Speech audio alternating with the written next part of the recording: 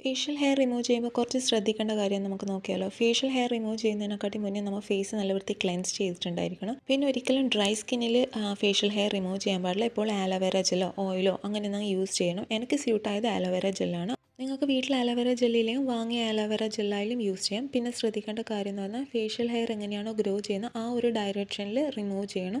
അതായത് ഡൗൺവേർഡ് ഡയറക്ഷനിൽ റിമൂവ് ചെയ്യാൻ വേണ്ടി നോക്കുക. പിന്നെ ഫസ്റ്റ് ടൈം ചെയ്യുന്നവരാണെങ്കിൽ പാച്ച് ടെസ്റ്റ് എടുക്കുക. കാരണം ചിലവർക്ക് ബ്ലേഡ് അലർജി ഉണ്ടാവേണ്ട സാധ്യതയുണ്ട്. പിന്നെ ചിലവർ വിചാരിക്കും ഇങ്ങനെ ചെയ്യുമ്പോൾ നമുക്ക് പിന്നീട് അത് ഭയങ്കരമായിട്ട് ഹെയർ ഗ്രോ ഉണ്ടാകും. അതൊരു മിത്താണ് ഗൈസ്. പിന്നെ നല്ലോണം ഹെയർ ഗ്രോത്ത് ആയിട്ടൊന്നുമില്ല. എപ്പോൾ എങ്ങനെയാണോ ഗ്രോത്ത് ഉണ്ടാകുന്നത് ആ ഒരു സെയിം ഗ്രോത്തേ ഉണ്ടാവുള്ളൂ. പിന്നെ ഇത് ചെയ്യുമ്പോൾ നമ്മളെ ഡെഡ് സ്കിന്നൊക്കെ പോകും. പിന്നെ നമുക്കൊരു ഫേസ് ബ്രൈറ്റൺ ആയിട്ട് തോന്നും. പിന്നെ ആഫ്റ്റർ കെയർ മസ്റ്റാണ് ഗൈസ്. ഫേസ് നല്ല വൃത്തിക്ക് ക്ലെൻസ് ചെയ്തിട്ടുണ്ടായിരിക്കണം. പിന്നെ ഒരു മോയ്സ്ചറൈസർ എന്തായാലും ഇടണം. പിന്നെ ആ ദിവസം സിറം അങ്ങനെയൊന്നും യൂസ് ചെയ്യാൻ പാടില്ല.